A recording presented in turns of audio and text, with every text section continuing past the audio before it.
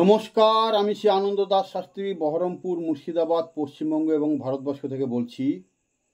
আপনাদের সকলকে আমার শ্রদ্ধা, আন্তরিক ভালোবাসা ও শুভেচ্ছা রইল।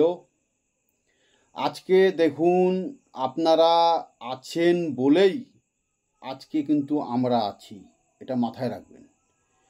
প্রথমেই কিন্তু আমি আপনাদেরকে এতটাই অভিনন্দন জানাচ্ছি যে এই ইউটিউবের মাধ্যমে আপনাদের কাছে যেভাবে পৌঁছিয়ে যাচ্ছে আর আপনারা যেভাবে আমার ভিডিও দেখছেন, এই অনুষ্ঠান প্রোগ্রাম দেখছেন, তাতে আমি আপনাদের কাছে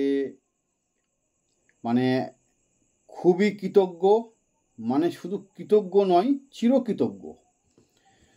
তো এই কৃতজ্ঞ অনুপ্রেরণা আপনাদের যে ভালোবাসা পেয়েছি, তো সকল পরিবারকে, আমার ইউটিউব পরিবারের যারা দেখছেন আগা থেকে গোড়া পর্যন্ত, তাদেরকে আমি শত কোটি প্রণাম জানাই এবং ধন্যবাদ জানাই। এবং যারা দেখছেন নতুন করে, তাদেরকেও ধন্যবাদ জানাই। এবং যারা সাবস্ক্রাইব করেছেন তাদেরকেও আমি ধন্যবাদ জানাই। কেননা আপনারা না থাকলে আজকে আমি এই জায়গায় পৌঁছাতে পারতাম না। আপনারা নিশ্চয়ই আমাকে ভালোবাসা দিয়েছেন, সে ভালোবাসার মান মর্যাদা আমি রাখার চেষ্টা করব। কীভাবে রাখার চেষ্টা করব? প্রথমত আমি বলি যে আপনাদের যত রকম আমার যে প্রোগ্রাম আপনারা দেখেন, সেই পরিবার আমার নিজের পরিবার, আমি এটা মনে করি। এতটাই আপনারা সেও ভালোবাসা মমতা দিয়েছেন, আগামী দিনে যদি আমি এভাবে আগাতে পারি তাহলে আপনাদের জন্য আমি আছি, চিরকৃতজ্ঞ আপনাদের কাছে। যে কোনো প্রবলেমে আপনারা আমাকে আমার হোয়াটসঅ্যাপ নাম্বারে আপনারা মেসেজ দিবেন। যে কোনো প্রবলেমে, ধরে নেন কোনো জায়গায় ঠকে গেছেন, সেখানে কাজ উদ্ধার করতে পারেননি, সেই প্রবলেমে আমি আছি, আমাকে মেসেজ করবেন। এবং আপনি কোনো জায়গায় টাকা পয়সা দিয়েছেন, সে কাজ করে দেয়নি, অবশ্যই সে তান্ত্রিক আর ফেরত দিবে না, এটুকু আমি আশা করি। সে আপনার খরচ দেখিয়ে দিবে, ওই টাকা পাবেন না। তো সেই ক্ষেত্রে আমাকে অসুবিধা হলে জানাবেন। এবং যদি আপনার পরিবারে যদি কোনো রকম আঁচড় লেগে থাকে, আঁচড় বলতে অনেক সময় ভূত পেট ভয়, নানা রকম রোগ ব্যাধি, এইসব বিষয়ে আমাকে মেসেজ করে থাকবেন। এছাড়া যদি বানে যদি কেউ আক্রান্ত থাকেন, আমাকে তুরন্ত মেসেজ করবেন। বশীকরণ বিচ্ছেদ এগুলো আমি ভেবে চিন্তে করব। এবং বানের কাজ এবং শত্রুকে দমন করা এবং উচ্ছেদ করা, এইসব বিষয়গুলো কিন্তু আমি ভেবে চিন্তে করব। আপনারা মেসেজ অবশ্যই করবেন, আমি যাচাই করে তবে কিন্তু আপনাদের সীমিত সঠিক টাকা পয়সা নিয়ে আমি কাজ করব। অবশ্যই খরচ আছে, সে খরচের টাকা আপনাদেরকে দিতে হবে এবং সে খরচের টাকা আমি নিয়ে থাকি। সেটা কম হোক বেশি হোক, আপনার সঙ্গে আমি কথা বলে সে কাজগুলো আমি করে থাকব, করে দিব। আমি এতটাই আপনি বিশ্বাস করে আমাকে দিতে পারেন, আমি কাজ ততটাই করে দিব। পারলে হ্যাঁ, না পারলে না, আমি বলে দেব। অযথা আপনার টাকা আমার নেওয়ার অধিকার নেই, আমি টাকা নেব না আপনার কাছ থেকে। এতটাই আমি আপনাদেরকে সঠিক কথা বলে দিলাম। বিচার বিবেচনা, আপনার বিবেক আপনার কাছে, আপনি আমাকে দিতে পারেন, নাও দিতে পারেন। অন্তত পক্ষে আপনারা একটি করে কাজ দিয়ে আমাকে দেখবেন। তো যাই হোক, বিশেষ করে আমি বলছি, কোনো পরিবার যদি আমাকে ভালোবেসে থাকেন তাহলে আপনারা অবশ্যই কাজ দিবেন। আর যদি কোনো পরিবার না ভালোবেসে থাকেন তাহলে আমাকে কাজ দেওয়ার দরকার নেই। তবে আমি সততার মধ্যে দিয়ে আপনাকে কাজ করে দিব। আমার কাছে ধাপারি চিচিংবাজ এবং আপনার যে টাকা আমি মেরে খাবো সেটা আমার মধ্যে নেই, আমি করব না। অনেক সময় দেখা যায় বড় বড় কাজে হয়তো আপনারা ফেল হয়ে গেছেন, চারিদিক দিয়ে কোনো দিক দিয়ে উঠতে পারছেন না, তখন আমাকে মেসেজ করবেন। তার আমি আগা থেকে গোড়া পর্যন্ত আমি আপনাদের ট্রিটমেন্ট করা শুরু করব। এবং কি হয়েছে, কোথা থেকে হচ্ছে, কোথায় কি হচ্ছে না হচ্ছে, এটা আমাকে জানতে হবে। জেনেই কিন্তু আমি আপনাদের ট্রিটমেন্টটা শুরু করব। এবং যদি কোনো রকম কোনো খারাপ জিনিসে আক্রান্ত হয়েছে, সে মরে যাওয়ার মতন মারা যাবে কিংবা সে বাঁচার উপায় নেই, সেই ক্ষেত্রে আমাকে হোয়াটসঅ্যাপে মেসেজ দিবেন। আমি যতটা পারবো আপনার পরিবারের পাশে দাঁড়ানোর চেষ্টা করব এবং বাঁচানোর চেষ্টা করব। এটুকু কথা দিলাম আপনাদেরকে। আপনারা সেই মতন আমাকে আপনারা মেসেজ করবেন, কিন্তু অযথা কেউ আমাকে ঢাক পিটিয়ে ঢোল পিটিয়ে বাজানোর চেষ্টা করবেন না, ঠিক আছে? আমার ভিতরে কি আছে না আছে এগুলো অযথা জানার চেষ্টা করবেন না। তাতে কিন্তু আমি যদি বুঝতে পারি তাহলে কিন্তু খারাপ অবস্থা হয়ে যাবে, নাজেহাল হয়ে যাবে। কেননা এত বড় কোনো তান্ত্রিক আপনাদেরকে বলবে না, এত বড় সময় নষ্ট করবে না, আর আপনাদের জন্য এত সময় দেবেও না। যাকে বলা হয় যে সময় নষ্ট করে আপনাদের পিছনে সময় দেওয়া। আজ পর্যন্ত আমার কাছে প্রচুর ফোন আসে, তাও আমি সবাইকে ফোনে আমি মেসেজ দিই, কথা বলি, রীতিমতন রিপ্লাই করি।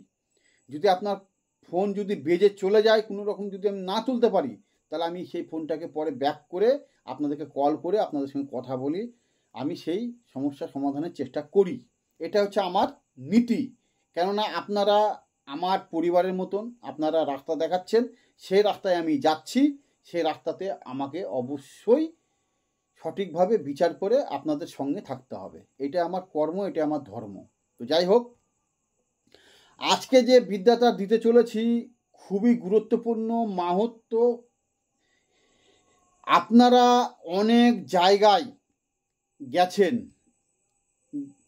তো সেই সমস্ত জায়গা থেকে আপনারা বিভিন্ন প্রকার জল সংগ্রহ করেছেন, বিভিন্ন প্রকার জলকে আপনারা নিয়ে এসছেন। তো এটা একটু আলাদা, ভিন্ন ধরনের। অনেক সময় দেখা যায় যে কাউরির বাড়ির কাছাকাছি মা গঙ্গাকে পাওয়া যায়, আবার দেখা যায় যারা বাইরে আছেন, দূরে আছেন, সম্ভব হয় না, অসম্ভব। আজকাল দেখবেন যেটা অনলাইনে কিনা যায়, অনলাইনে যেগুলো পাওয়া যাচ্ছে, অনেক ডুপ্লিসিটি উল্টাপাল্টা জল দিয়ে আপনাদেরকে বলছে গঙ্গার জল, অনেক সময় পাওয়া যায় না। তো নিজে হাতে আপনারা যে গঙ্গার জলটা নিয়ে আসেন, সেটা হচ্ছে আসল গঙ্গার জল। তো যাই হোক, অনেক রকমের এখন কারচুপি চলছে, তো আপনাদের ধরার ক্ষমতা নেই। তো সেক্ষেত্রে কি করবেন, দেখা গেল কাছাকাছি আপনার কোনো জায়গাতে গঙ্গার জল নেই, কিন্তু গঙ্গার জল আপনাদের খুবই প্রয়োজন। তো আজকে যে বিদ্যাটা দিতে চলেছি, এই বিদ্যাটা এতটাই আশ্চর্যজনক, আপনাদেরকে বলে বোঝাতে পারবো না। যে আপনারা যে কোনো জায়গায় কলের জল, পুকুরের জল, নদীর জল, কুয়োর জল যেটা আমরা ইদারা বলি, কিংবা বৃষ্টির জল যদি কোনো জায়গায় জমা হয়ে থাকে, তো সেই সমস্ত জলকে আপনারা মা গঙ্গার জলে পরিণত করতে পারবেন মাত্র একটি মন্ত্রে। সেই মন্ত্রটা আপনাদেরকে বলে দিচ্ছি, আপনারা শুনে নেবেন। কি করবেন, সেটা কীভাবে করতে হবে সেটা আমি বলে দিচ্ছি, আপনারা ভালো করে শুনে নেন। দেখবেন কুমণ্ডল শিবের হাতে থাকে কিংবা ব্রহ্মার হাতে থাকে, ব্রহ্মা যে ব্রহ্মাদেব, তো ব্রহ্মার হাতে কিংবা শিবের হাতে দেখবেন কুমণ্ডল থাকে। সে কুমণ্ডল আপনাদেরকে ব্যবহার করতে হবে, বারবার করে বলছি। সে কুমণ্ডল যদি কারোর না থাকে তাহলে আপনারা কিনে নেবেন।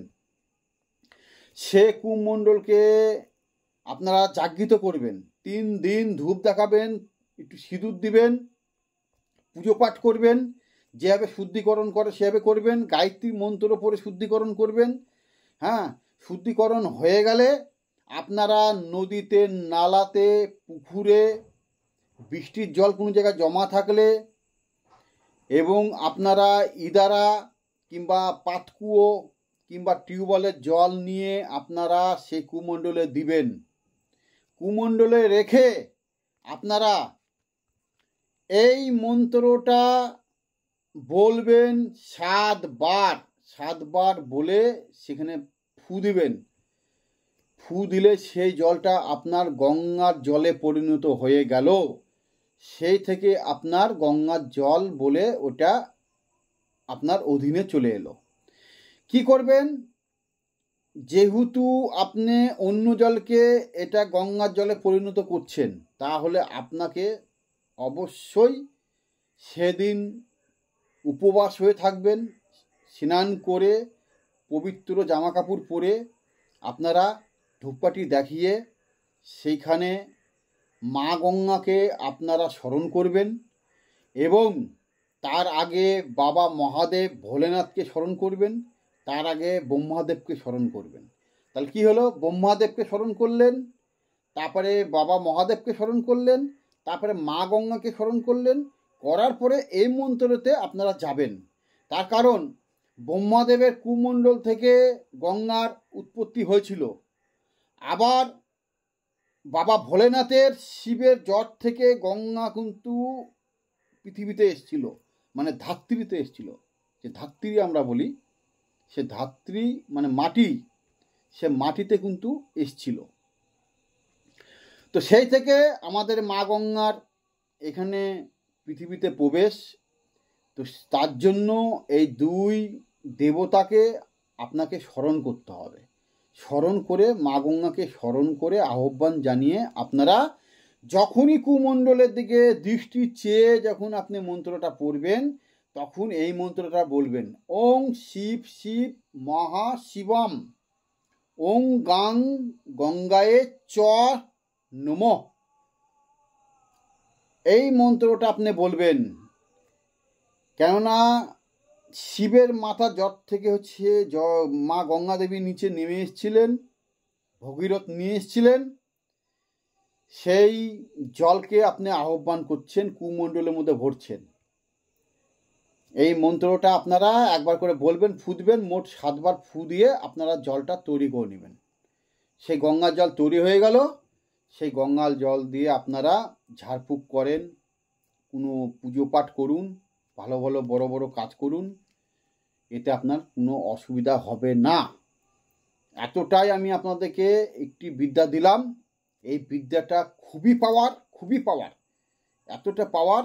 এই মন্ত্রটা আপনারা অবশ্যই একটু মুখস্থ করে নেবেন আর জাগৃত করে নেবেন। অমাবস্যা পূর্ণিমাতে যেখানে হোক আপনারা বসে এটা জাগৃত করে নেবেন। এত সুন্দর মন্ত্র আপনাদেরকে দিলাম, এই মন্ত্রটা কাজে লাগাবেন, দেখবেন কীভাবে কাজ করে। তো যাই হোক, আরও ভালো ভালো ভিডিও পেতে আপনারা সঙ্গে থাকুন, লাইক সাবস্ক্রাইব করবেন, শেয়ার করবেন এবং আমার আন্তরিক ভালোবাসা নেবেন। আমি যে কথাগুলো আগে বলেছি সেই কথাটা কিন্তু মাথায় রেখে আমার সঙ্গে কন্ট্যাক্ট করার চেষ্টা করবেন। তো এখানে শেষ করছি। ধন্যবাদ, নমস্কার।